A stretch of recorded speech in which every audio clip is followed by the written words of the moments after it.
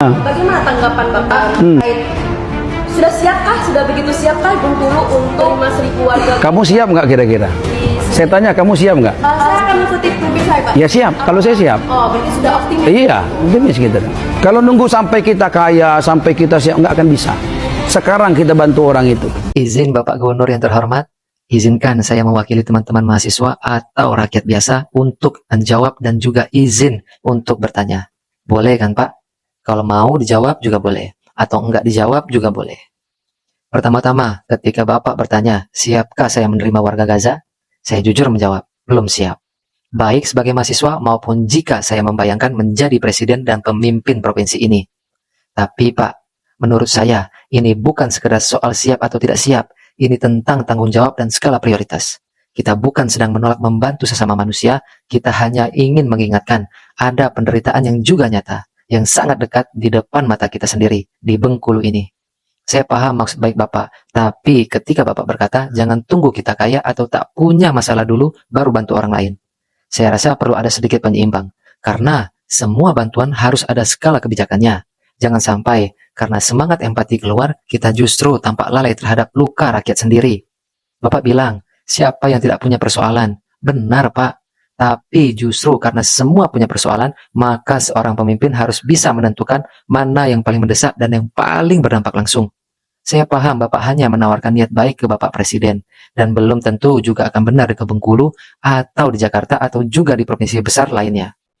Karena kita masih menunggu keputusan semua pihak, atau para pihak yang berwenang. Seperti diketahui banyak pihak yang tidak menyetujui akan evakuasi ini. Dan tentang warga Gaza, mari kita lihat lebih dalam. Apa sebenarnya yang paling mereka butuhkan? Mereka butuh gencatan senjata dan perlindungan dari kekerasan. Mereka butuh akses makanan, air, obat-obatan, listrik, dan perawatan medis. Mereka butuh rekonstruksi infrastruktur dan layanan psikologis.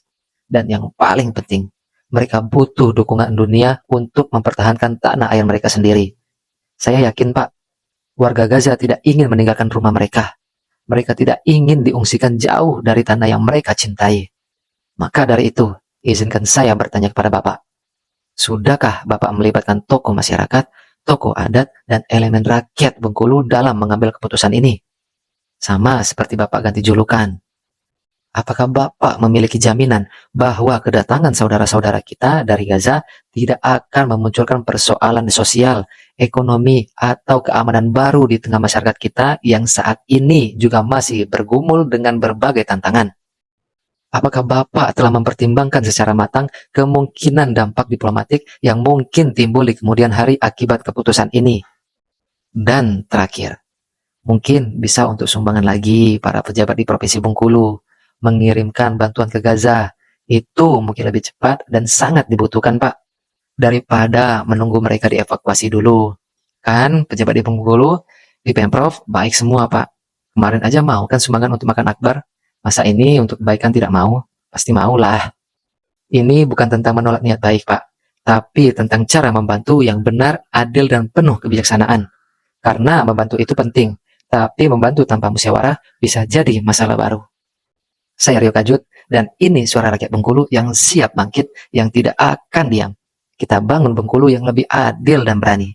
Ingat, diskusikan apapun itu, tapi tetap pakai adab.